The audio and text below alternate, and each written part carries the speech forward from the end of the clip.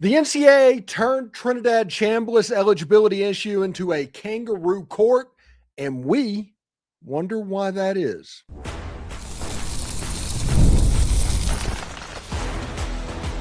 You are Locked On Ole Miss, your daily podcast on the Ole Miss Rebels. Part of the Locked On Podcast Network, your team every day. Welcome to the Locked On Ole Miss podcast, the most watched Ole Miss podcast out there. I'm your host, Stephen Willis, a 10-year veteran member of the national media with Yahoo Sports and a former Ole Miss staff member as well. We're part of the Locked On Podcast Network. Now it is the number one sports podcast network in America. That is because of fans like you taking in content like this, and we will never not be appreciative of that fact. On today's show, we're going to break down two more additions from the National Signing Day class as Ole Miss put the finishing touches basically on its 2026 roster acquisition plan. We'll discuss what these latest commitments mean for the roster and how they fit into the Rebels' long-term vision. Next, we're going to continue examining the growing list of ways the NCAA appears to be acting in bad faith, including the handling of the Trinidad Chambliss situation and puzzling link kind of to the case of Charles Bediako. We'll dig into what the NCAA might actually be hoping to accomplish by all this and why this approach raises serious questions. But first, we're going to start with the most frustrating part of this all. Trinidad Chambliss's medical redshirt case, whereas doctors' professional opinion was reportedly giving no weight by the NCAA. That sounds like the fix is in. Kind of feels like it is. We'll explain why many around the program feel exactly that way and why it matters moving forward. All this and more on today's Locked On Ole Miss podcast. Remember, we're free and available on all the podcast apps and on YouTube, and a special hello to the insiders and everydayers who make the show what it is, and that is your team every day. This episode is brought to you by Mazda. We put that same drive into every detail. Wins define the moment, putting in the work. That defines you. Stay tuned for highlights in this week's Moving the Game Forward. There's more to Mazda because there's more to you. All right, so the longer this Trinidad Chambliss eligibility situation has moved on, the more it kind of felt like the fix was in. And in the original denial of his waiver, there was no contemporaneous medical records at all they said they had. All of that, none of that was there. Ferris State was not cooperating at all. They just rubber stamped denial. This is all done. Then Ole Miss appealed.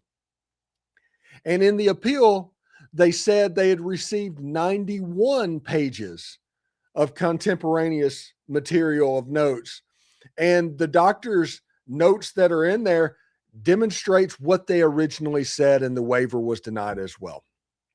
What we have found out since then is that zero weight was given to the medical doctor of Trinidad Chambliss, and they still used or tried to use his words against him. If it feels like the fix is in, that would kind of help you lean that direction. I think that Trinidad Chambliss was never going to get approved eligibility because the NCAA wants to use the fact that this is probably the most popular PR person to go through one of these eligibility scenarios, and everybody's going to pay attention to what's going on. Trinidad Chambliss did not play in 2022, did not dress in 2022. Yet the NCAA says he was fine to play. In Division II, if I'm not mistaken, if you are fine to play, you dress out because there are not dressing limits in Division II. He didn't dress out for a single ball game. And Ole Miss put out a statement saying, hey, this should have been rubber stamped. And the fact that it got to this point makes us question what's going on. So we're going to fight, and they should. Because the Ole Miss fan base is absolutely fed up with the NCAA and their selective enforcement. This is a situation, if you go back on YouTube, just go back and watch the broadcast of the national championship game in 2024. Trinidad Chambliss' last game at Ferris State. When the game was out of hand and the announcers were vamping, okay, essentially, the announcers started giving the timeline of Trinidad Chambliss and insinuated heavily that Ferris State intended to apply for a medical hardship red shirt after this was over. This wasn't a situation that was planned after he got to Ole Miss and blew up. It was already in the works to where Ferris State was going to do it. And here's the kicker. D2, everything was on track. They were going to rubber stamp it, and he was going to continue to be the quarterback of the Ferris State Bulldogs. That was going to happen. They run a fantastic program, and they do everything that is required of them at the D2 level. But when you go to D2 to D1, the bureaucracy gets in the way. That is the problem, and that is what gave the NCAA the ability to play these reindeer games. And once they saw these reindeer games as an avenue to put a PR face on this eligibility fight, not talk about what he's doing, because they don't talk about that. Because if they did, people would just assume this is another Diego Pavia case to where Division II doesn't count. You see that all over the place. People just assuming this is all about Division II or junior college and all that doesn't count. No, that isn't what this is about. This is a medical hardship case, the same as it's been in NCAA for 50 years. There's not an eligibility crisis because this has always happened. Do you remember back in the day when somebody would say, hey, here's Johnny Smith. He's a sixth-year senior. What do you think that meant? In an era where everybody was 5 years to play for, what does a sixth-year senior meant?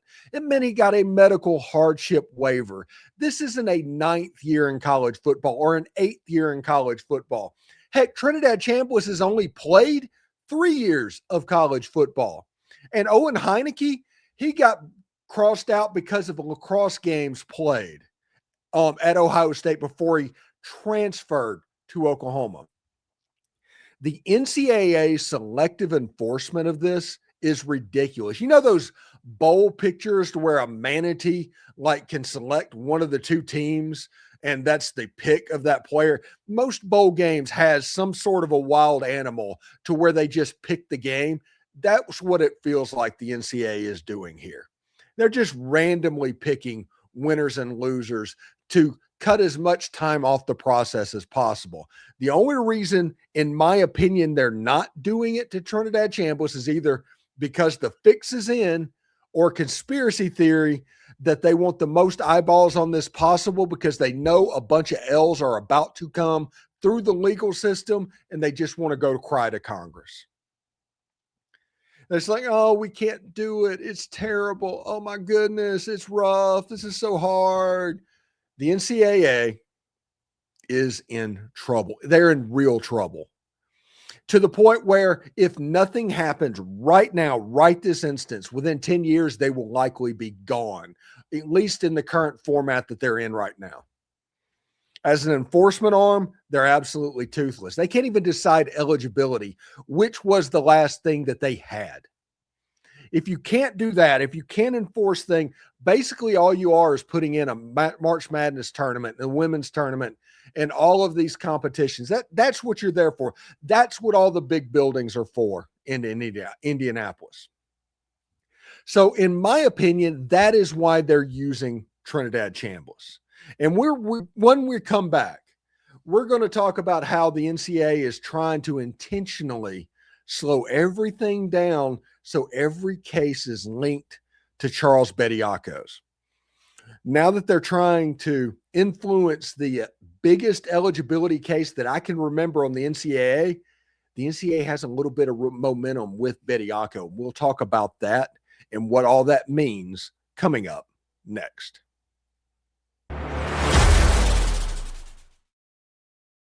Last call for football on FanDuel. One last Sunday, one last kickoff, one last chance to get in on the action before the NFL season officially comes to a close. This is Super Bowl 60, and FanDuel is making sure you're right in the middle of it with a special offer just in time for the biggest game of the year.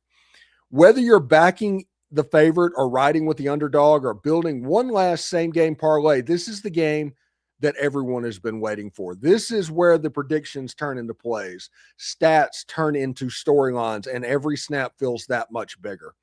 It is the perfect way to cap off the season and make the Super Bowl even more exciting from kickoff to the final whistle.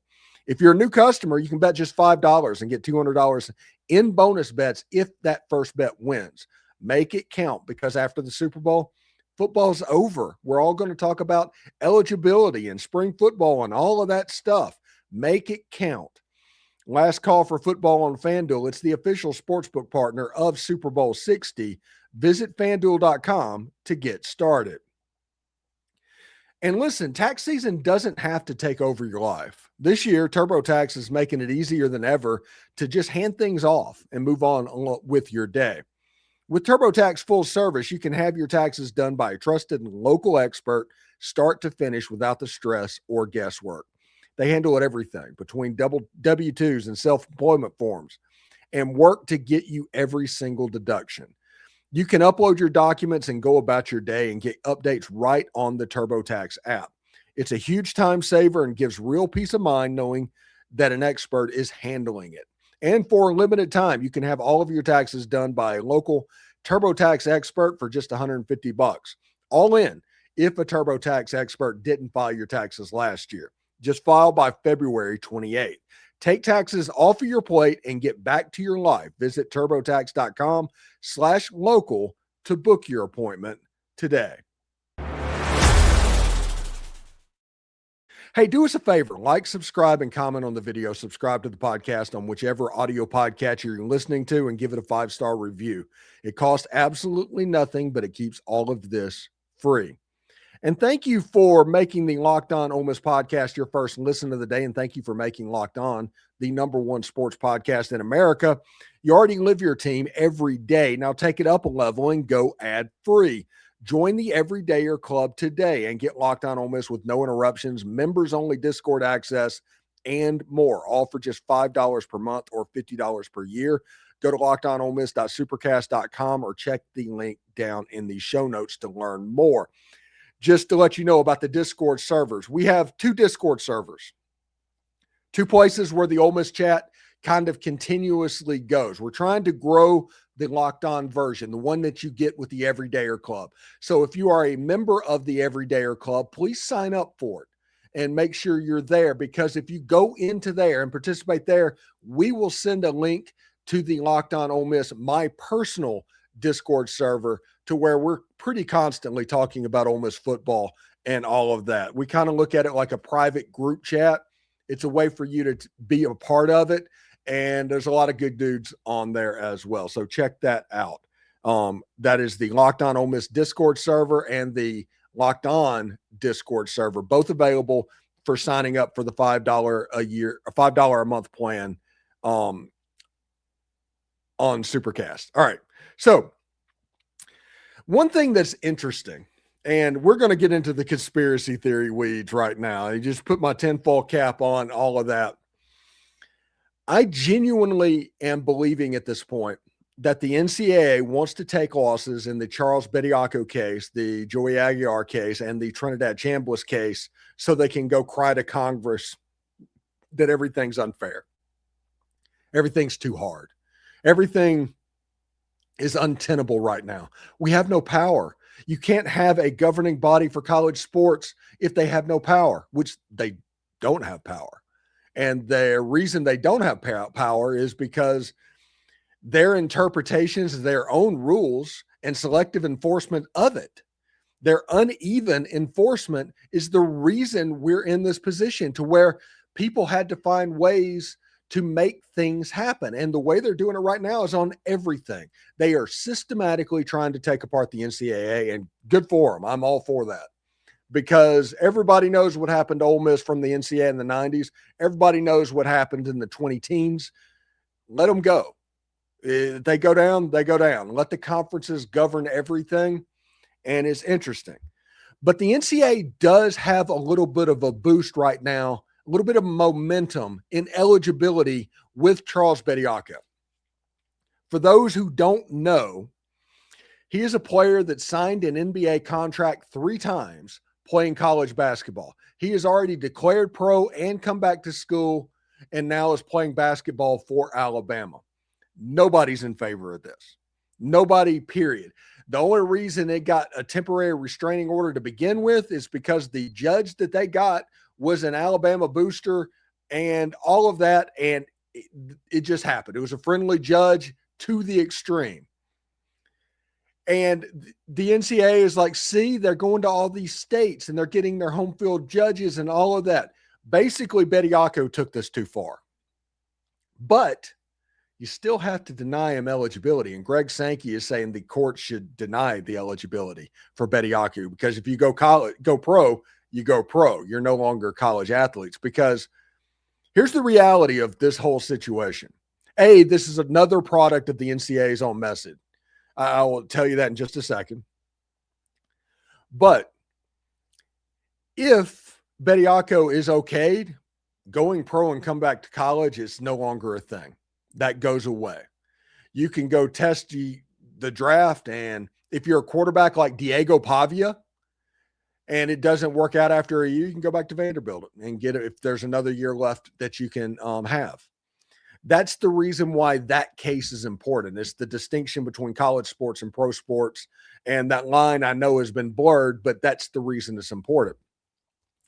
They want Trinidad Chambliss attached to it, even though it's not related even slightly to that, to have the PR bump and the visibility to it. You remember what it was like on Wednesday night when the appeal got denied and everybody celebrating all the tribal stuff and the Ole Miss fans was like, we're going to court and all of that stuff.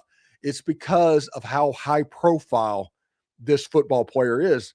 And Trinidad Chambliss finished 8th in the Heisman Trophy last year. He's going to be the favorite for the Heisman Trophy this year. I think he should be rubber stamped to get back, but the NCAA is using the visibility with Trinidad since it's an eligibility case, with the Bediako thing, with the Aguilar thing. All 3 of those together, they want to use them to try and get a politician's attention, to turn their head so something actually gets done. And I don't know if it's going to work, but the NCAA needs it to work.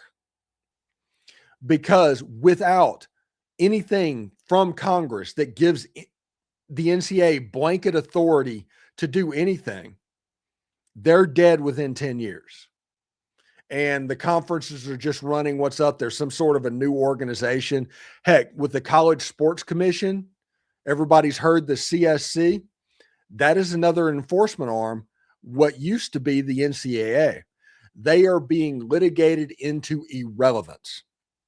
And the way that they're hoping they can stop it is by drawing a line in the sand here and using Trinidad Chambliss to do it. It's not fair to the kid, especially for an organization to do something like this and say that you're taking opportunities away from high school kids. It's the whole student athlete argument that they did back in the 1990s. It's totally disingenuous, totally not fair. It's all designed to remain in power. And when this court case is heard in Pittsburgh, Mississippi on February 12th, that Friday after that, or that Thursday night after that, when it comes out, expect a live stream here. We're going to be on Locked On College Football. We're planning on blowing that out like you would expect. But when you look at the way that an NCAA is using Trinidad Chambliss and the way they've conducted themselves by not taking the word of attending physicians, to denying that they had any notes whatsoever, then all of a sudden they had 91, but they just pick and choose what they need to do to prove their case. Now you see why these cases need to be litigated, because the NCAA cannot be trusted to do it on their own. There's biases all over the place, and the number one bias that they have right now is survival. And without Congress stepping up and doing something, survival is not possible for the NCAA. So the conspiracy theory upon conspiracy theories right now is the NCAA wants the Bediako case, the Aguilar case, the Trinidad Chambliss case, even though none of the three are related, even tangentially, other than the fact that it's about eligibility. Put those all three together, use the PR from that to try and turn the head of Congress and get congressional help, or else the NCAA is going to die. It's not fair to Trinidad Chambliss that he is being drug into this. It is not fair to Ole Miss that Ole Miss is being drugged through the mud on this because of something completely separate going on with the NCAA. And it's not fair that this is even at the point we're at right now. The NCAA has been degrading over the last 10 years, and this is just another step along the way. My opinion, good riddance. They don't need to survive. It's at the point where they need to fail, and then you can build something up to fit whatever you need from the ashes. The NCAA has had their time, and their time is past. That's my opinion on that. We'll see what's up.